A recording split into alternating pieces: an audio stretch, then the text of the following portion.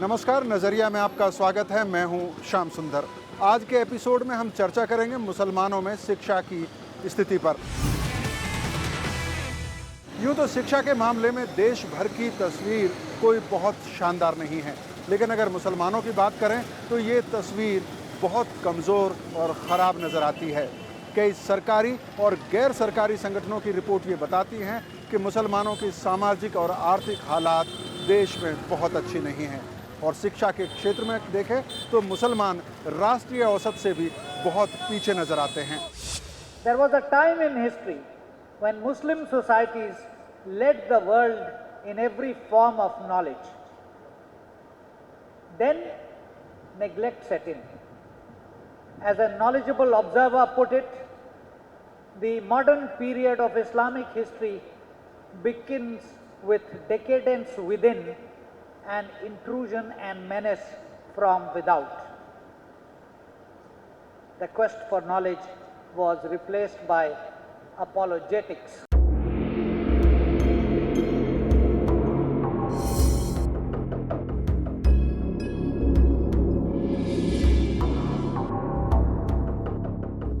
इतिहास के उन पन्नों पर अब धूल जम चुकी है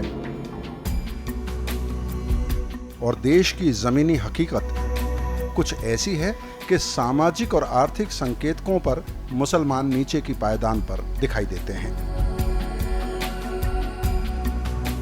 देश के सबसे बड़े इस अल्पसंख्यक समुदाय के पिछड़ेपन की कई वजह हैं, लेकिन तालीम की कमी इनमें काफी अहम है। देखिए, मुसलमानों की सियासी, माशी, सखावती पसमानदगी का एक ही सबब है, वो उनकी तालीमी पसमानदगी है। तालीम के ज़रिए ही आदमी बाख्तियार बनता है। अगर तालीम नहीं है तो फिर आप तो नीचे गिरते ही जाएंगे, पसमानदगी के गार में आप गिरते ही जाएंगे। हालांकि दक्षिण के कुछ राज्यों में मुसलमानों की स्थिति सुधरी है, लेकिन पूरे देश की बात करें तो मुसलमानों की हालत बदतर है। 2001 की जनगणना के आंकड़ों के हवाले से देखें तो मुसलमान राष्ट्रीय साक्षरता दर से पीछे छूटे हुए हैं। दिलचस्प ये है कि बाकी अल्पसंख्यक समुदाय शिक्षा के मामले में बेहतर प्रदर्शन कर रहे हैं और साक्षरता दर के मामले में हर तबके का आंकड़ा राष्ट्रीय औसत से अच्छा है। इस दिशा में जैन समुदाय की प्रगति काफी उत्साह जगाती है। जानकारों का मानना है कि सरकारी पहल की कमी के अलावा खुद मुसलमानों की तरफ से इस दिशा में कारगर कदम नहीं उठाए गए। क्रिश्चियन कम्युनिटी भी माइनॉरिटी कम्युनिटी है, सिख कम्युनिटी भी माइनॉरिटी कम्युनिटी। उन्होंने खुद अपने तौर पे बहुत से कॉलेजेस और स्कूल्स, कॉलेजेस, इंस्टीट्यूशंस बनाए हैं जो न कि अपनी ही कम्युनिटी क्रिश्चियन और सिख कम्युनिटी को एजुकेशन दे रहे हैं, बल्कि वो क्रिश्चियंस ख़ास तौर पे उनके तो इंस्टीट्यूशंस इतने अच्छे हैं, चाहे वो स्कूल्स हों या कॉलेजेस हों, कि उसमें और लोग एजुकेशन हासिल करना चाहते हैं।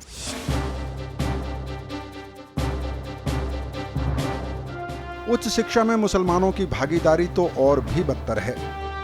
2001 की जनगणना के मुताबिक 20 साल से ज्यादा उम्र के महज 4% मुसलमान स्नातक हैं। नतीजतन अच्छी नौकरियों में इनकी हिस्सेदारी बेहद सीमित है। The worker population ratio for Muslims was 3.1% as was 31.1% as opposed to the national average of 39.1%. The lower ratio was mainly due to much lower participation in economic activity by Muslim women. It is also impacted on by lower levels of educational qualifications which preclude Muslim youth from entering higher paying organizational sector. नौकरियों में कम भागीदारी के कारण मुसलमानों की माली हालत भी पिछड़ गई है। देश की लगभग 14% आबादी मुसलमानों की है और अतीत में इनमें से बड़ी तादाद ऐसे लोगों की थी जिनकी मातृभाषा उर्दू थी। धीरे धीरे उर्दू भी रफ्तार में पीछे छूट गई और भाषा के कारण शिक्षा भी।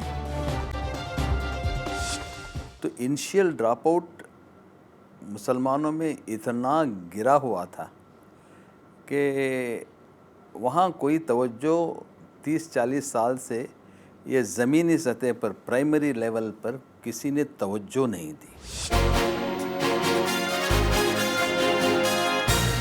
अंग्रेजों के भारत आने तक देश के ज्यादातर हिस्सों में शासन की बागडोर मुसलमानों के हाथ में थी, लेकिन तालीम के मोर्चे पर शासक तबके के पिछड़ने की कुछ ठोस वजह हैं। वो जो उस वर्ग के जो मुसलमान थे, जो दौलतमंद मुसलमान थे, जब बंटवारा, देश का बंटवारा हो गया, वो पाकिस्तान चले गए। बहुत कम यहाँ रह गए। मेरे अपने परिवार में मेरे पिताजी थे, 2 भाई और 1 बहन, एक भाई पाकिस्तान चले गए, और ये अक्सर एक मुसलमानों के साथ हुआ। आज़ादी के बाद जिस तरह अनुसूचित जाति, जनजाति और अन्य पिछड़ा वर्ग को विशेष प्रोत्साहन देने की बात सोची गई, मुसलमान उस परिदृश्य से कई वर्षों तक गायब रहे।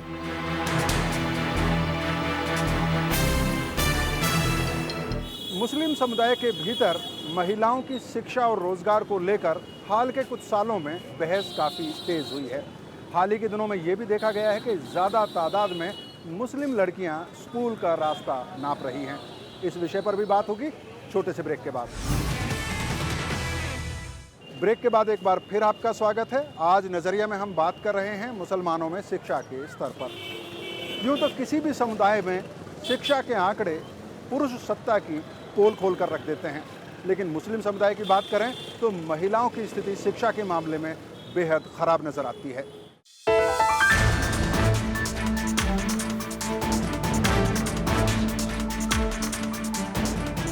कुछ ऐसे सामाजिक मसले हैं जो मुस्लिम लड़कियों को स्कूल और कॉलेज जाने से रोकते हैं।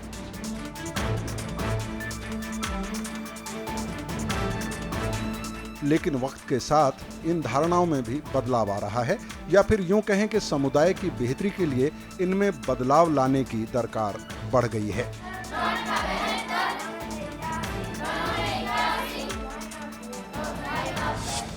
अक्सर जो परिवार हैं, मुसलमान परिवार, वो नहीं चाहते हैं कि उनकी बच्चियां कोएड स्कूल में जाएं। वो चाहते हैं कि बच्चियां शिक्षा अवश्य प्राप्त करें, लेकिन महिलाओं के स्कूल में ही वो तालीम पाएं।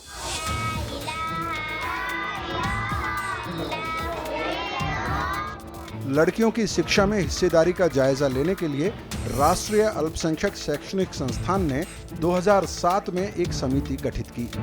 समिति ने यह पाया कि लड़कियों की बड़ी आबादी को शिक्षा की तरफ मोड़ने के लिए जमीनी स्तर पर बहुत कुछ करने की गुंजाइश है। 28 दिसंबर 2012 को आयोग ने यह रिपोर्ट सरकार को सौंप दी।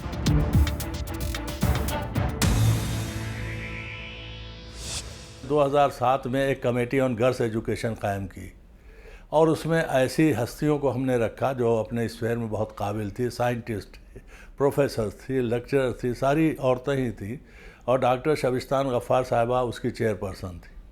उन लोगों ने जो सेमिनार्स किए घूम घूम करके और जो इफादियत बताई, लड़कियों को एक रुझान पैदा किया कि आप तालीम की तरफ मुड़िए, उसका नतीजा ये हुआ था कि मुसलमान बच्चियों में वो तालीम की तरफ रुजू हुई। और उस कमेटी ने 28 दिसंबर 2012 में अपनी रिपोर्ट सरकार को सौंप दी। अब वो रिपोर्ट ज़ाहिर सरकार के कंसिडरेशन में है।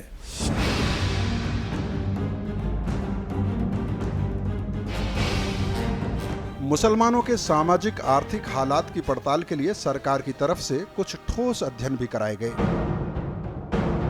वर्ष 2007 में जस्टिस राजेंद्र सच्चर की अध्यक्षता वाली समिति ने सरकार को रिपोर्ट सौंपी।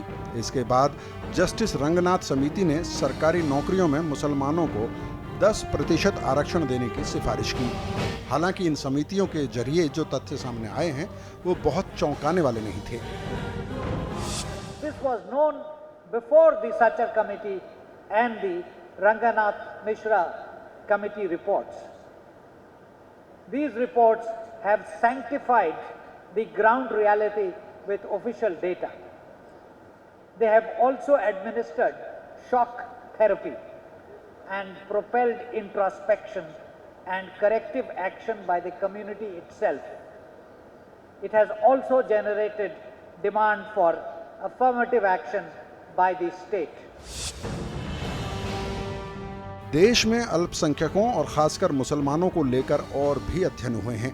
1980 के दशक में डॉक्टर गोपाल सिंह की अध्यक्षता में 10 सदस्यों वाली समिति ने अनुसूचित जाति, अनुसूचित जनजाति, अल्पसंख्यकों और अन्य वंचित तबकों के हालात पर 14 जून 1983 को रिपोर्ट दी।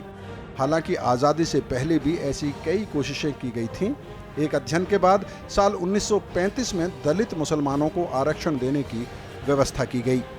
इंदिरा गांधी के ज़माने में गठित गोपाल सिंह समिति ने कहा, अल्पसंख्यकों के भीतर भेदभाव बढ़ते जाने का भाव बढ़ा है। अगर समाज की मुख्य धारा में अल्पसंख्यकों को लाना है तो गहरे स्तर पर जाकर इसे दुरुस्त करने की जरूरत है। सच्चर कमेटी ने भी बताया, उससे पहले एक गोपाल सिंह कमेटी बनी थी 80s में, जब इंदिरा गांधी प्राइम मिनिस्टर थी। उन्होंने तो बल्कि उस कमेटी ने तो बल्कि ये कहा था कि मुसलमानों को ऑफिशियली डिक्लेयर किया जाए वो एक एजुकेशनली बैकवर्ड कम्युनिटी है। लेकिन सच्चर समिति की रिपोर्ट के बाद मुसलमानों के सामाजिक आर्थिक हालात पर चर्चा तेज हो गई।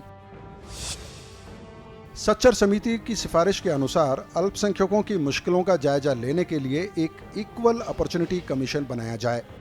सरकारी निकायों में अल्पसंख्यकों की भागीदारी बढ़ाने के लिए दाखिले की एक अलग व्यवस्था बनाई जाए।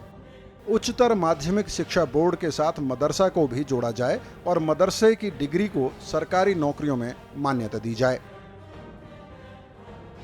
इसके बाद यूपीए सरकार ने मुसलमानों के लिए कुछ योजनाओं की शुरुआत की। इनमें मल्टी सेक्टोरियल डेवलपमेंट प्लान, 12वीं पंचवर्षीय योजना के तहत वजीफे की व्यवस्था और प्रधानमंत्री का 15 सूत्री कार्यक्रम काफी अहम है।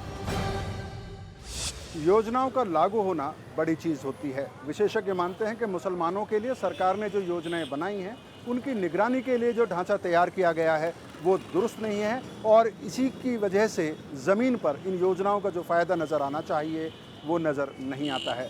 ब्रेक के बाद चर्चा करेंगे कि सरकार ने मुसलमानों की स्थिति बदलने के लिए क्या कोशिशें की हैं। मुसलमानों की भलाई के लिए पिछले 7-8 साल में जो योजनाएं बनाई गई उनकी फहरिस्त काफ़ी लंबी है और 7-8 साल का समय किसी भी योजना की समीक्षा के लिए कम समय हो सकता है, लेकिन सरकार खुद मानती है कि ज़मीन पर इन योजनाओं को लागू करने में परेशानियां आ रही हैं। सरकारी योजनाओं को लागू किए जाने में राजनीतिक मतभेद के मामले भी सामने आए हैं। कुछ ऐसे राज्य हैं जो केंद्र की योजनाओं के प्रति हिचक दिखा रहे हैं। जब तक स्टेट गवर्नमेंट हमारे साथ पूरी तरह से कोऑपरेट नहीं करती, हम हमारे प्रोग्राम्स को लोगों तक पहुंचा नहीं सकते। अब मैं एक एग्जांपल देता हूं कि गुजरात गवर्नमेंट ने प्री मैट्रिक स्कॉलरशिप का कि हम लागू नहीं करेंगे। अब वो उनका डिसीजन था, मगर ये वहाँ का जो अल्पसंख्यक वर्ग था वो पूरे प्री मैट्रिक स्कॉलरशिप से वंचित हो गया।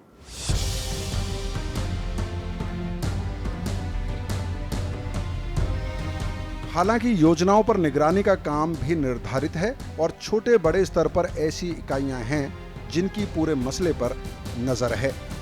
अल्पसंख्यकों के लिए विशेष जो धाराएं हैं, धारा 29 और धारा 30, जिसमें उनको ये गारंटी किया गया है कि उनको शिक्षा, धार्मिक जो स्थिति है और सभ्यता उसकी सुरक्षा की उनको करने का अधिकार है और राज्य का कर्तव्य है कि वो सुरक्षित रहें। तो ये चीज़ें जो हैं इन 5 समुदायों के लिए, मुसलमान, ईसाई, सिख, बौद्ध और पारसी, ये सरकार ने समझा कि ये आवश्यक है और एक ये आयोग बनाया। इसके बावजूद दर्जनों ऐसी रिपोर्टें सामने आई हैं जो ये बताती हैं कि योजनाओं पर ठीक तरीके से अमल नहीं हो पा रहा है। भ्रष्टाचार से लेकर लाल फीताशाही तक ऐसे कई कारण हैं जो अवरोध बनकर सामने खड़े हैं। और मुझे याद है कि मैं एक बार मेरठ के दौरे पर गया तो मालूम हुआ कि वहाँ स्कॉलरशिप बच्चों को नहीं मिल रहे हैं। मैंने कलेक्टर को लिखा तो कलेक्टर ने बताया कि 6 करोड़ का करीब घपला था और उसकी उन्होंने रिपोर्ट लॉन्च की है और पकड़ गिरफ्तारियां कुछ अमल में आई हैं। हर जहां यही हाल है। तो अब ये ज़रूरी है कि मॉनिटरिंग इसका और इफ़ेक्टिव होना चाहिए और इम्प्लीमेंटेशन होना चाहिए। हालांकि सरकार इस मामले में संजीदा दिखती है और उसकी ये कोशिश है कि इस दिशा में गैर सरकारी संगठनों और सिविल सोसाइटी की मदद लेना वाजिब कदम होगा। मॉनिटरिंग को स्ट्रेंथन करने की कोशिश की है। अब हमारी कोशिश है कि हमारा खुद एक कोऑर्डिनेटर हर जगह रहे, हर स्टेट में, क्योंकि अब हम ख़तो किताबत से अगर लेटर लिखें ये करें तो हम ये कोशिश कर रहे हैं कि हमारे हर स्टेट में एक कोऑर्डिनेटर रहे, तो वो कोऑर्डिनेट की तरफ से हमारे स्कीम सही तरह से पहुंच सकें। हम NGOs को ज़्यादा इन्वॉल्व कर रहे हैं, क्योंकि NGOs को अगर हम अच्छे क्रेडिबल NGOs को ज़्यादा इन्वॉल्व करेंगे तो वो ये तो एक सोशल कार्यक्रम है, तो बड़ी सिर्फ सरकारी नौकरों से ही ये पूरा नहीं कर पाएगा, तो NGO को इन्वॉल्व कर रहे हैं। इस तरह से हमारी रीच बढ़ रही है।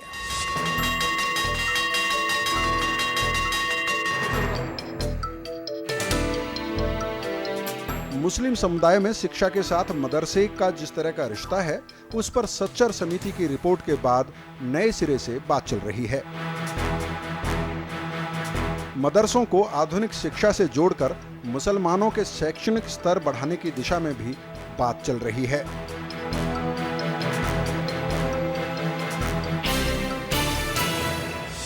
मेरी कोशिश ये रही है और आगे भी रहेगी कि हमारी मदरसा एजुकेशन को बाज़ार से जोड़ दिया जाए, क्योंकि जो तालीम बाज़ार से जुड़ती है उसी की अहमियत रहती है, बाकी अहमियत नहीं रहती। हम कोशिश कर रहे हैं और हम ये भी कोशिश कर रहे हैं, बाकायदा हमारे कई सरकारों से राब्ते में हैं कि भाई ये जो मदरसे की जो डिग्रियां हैं या इनके जो डिप्लोमाज हैं, इनको आप रिकॉग्नाइज कीजिए। कुछ विशेषज्ञों का मानना है कि जब तक शिक्षा के सामान्य संस्थानों के ढांचे को दुरुस्त नहीं किया जाता है, तब तक मुसलमानों की शिक्षा का स्तर उन्नत नहीं हो सकता। लिहाजा मदरसों के विकल्प को लेकर वो आश्वस्त नजर नहीं आते। मदरसे में तो खाली 3 या 4 सच्चर कमेटी के हिसाब से 4 या 5% बच्चे जाते हैं मदरसों में, तो उससे आप कैसे एक कम्युनिटी जो कि एजुकेशनली इतनी पिछड़ी हुई है, उससे तो मसला हल नहीं हो पाएगा। तो मदरसों का जो है, आप उसको मॉडर्नाइज़ करिए, उनको सपोर्ट दीजिए, मगर वो कोई हल नहीं है एजुकेशनल मुसलमानों की एजुकेशनल बैकवर्डनेस। जस्टिस सच्चर समिति की रिपोर्ट की माने तो शहरी इलाकों में मुसलमानों की स्थिति ज्यादा खराब है। उच्च शिक्षा में मुसलमानों की संख्या बढ़ाने के लिए डायवर्सिटी इंडेक्स बनाने की बात समिति ने कही थी। कई लोगों का मानना है कि इंडेक्स बनाकर अगर विविधता को उच्च शैक्षणिक संस्थानों में लागू कराया जाता है तो लोकतंत्र के लिए ये बेहतर कदम होगा, लेकिन सामुदायिक भागीदारी अभी भी बड़ा सवाल है। एजुकेशन अपलिफ्टमेंट के लिए सिर्फ सरकार ही कर नहीं सकती, कम्युनिटी बेस्ड और सोसाइटी भी उसमें आगे हिस्सा लेना चाहिए।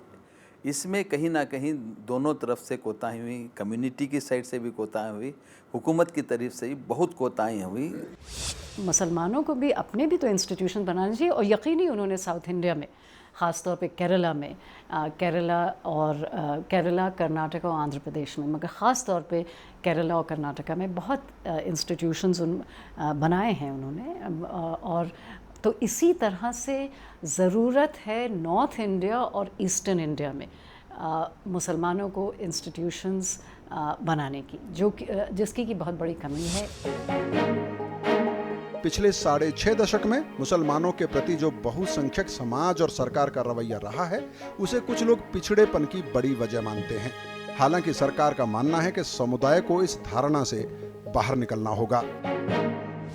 एक किस्म की डिफिडेंट एटीट्यूड पैदा हो गई है, और वो डिफिडेंट एटीट्यूड से नेगेटिविज्म बढ़ रही है कि हम क्यों काम करें, हमको जैसा कि आपने कहा नौकरियां नहीं मिल रही हैं हमको, क्या पढ़ के क्या फ़ायदा है, हमारे साथ डिस्क्रिमिनेशन होता है। ये एटीट्यूड जो डेवलप हो गया है वो उसको निकालना बहुत ज़रूरी है in the interest of the country. अब इसके तरफ हमको तमाम हुकूमत को भी सोचना पड़ेगा, क्योंकि कहीं ना कहीं ये मुल्क के लिए सही नहीं है। एक सोच 15-20% के लोग अगर ये सोच और ये डिफिडेंट एटीट्यूड माइंडसेट रहा तो तरक्की नहीं हो सकती। हमारी ये कोशिश है कि ये जो नेगेटिविज़म जो बढ़ रहा है इसे निकाल कर हम ये उनको फैसिलिटेट करें और ज़्यादा से ज़्यादा एनकरेजमेंट करें।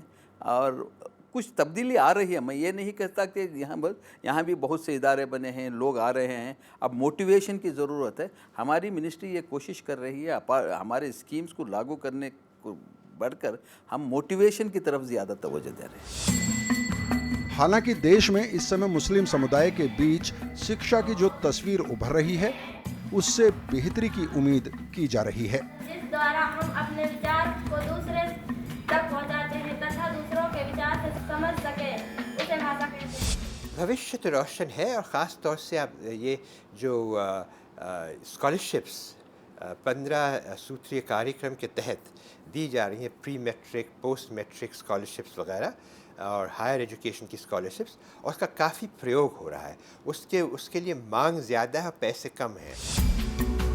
भारत की कुल अल्पसंख्यक आबादी में लगभग 3/4 हिस्सा मुसलमानों का है, लिहाजा उन्हें अलग रखकर देश की तरक्की के बारे में सोचना ठीक नहीं होगा।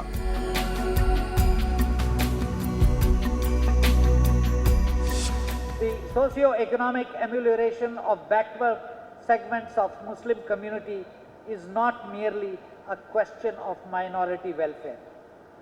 It is a national issue.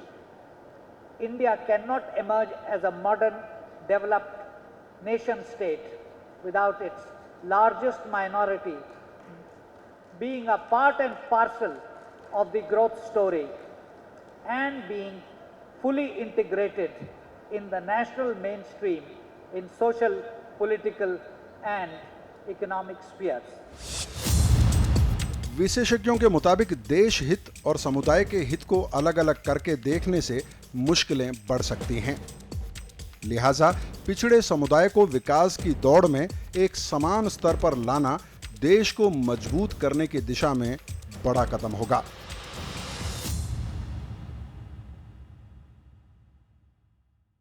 मुस्लिम आबादी के लिहाज से भारत का नंबर दुनिया भर में दूसरा है और जाहिर है इतने बड़े समुदाय तबके को पीछे छोड़कर भारत की तरक्की की कल्पना नहीं की जा सकती। नज़रिया में आज इतना ही। अगले एपिसोड में आपसे फिर मुलाकात होगी। तब तक के लिए मुझे अनुमति दें। नमस्कार।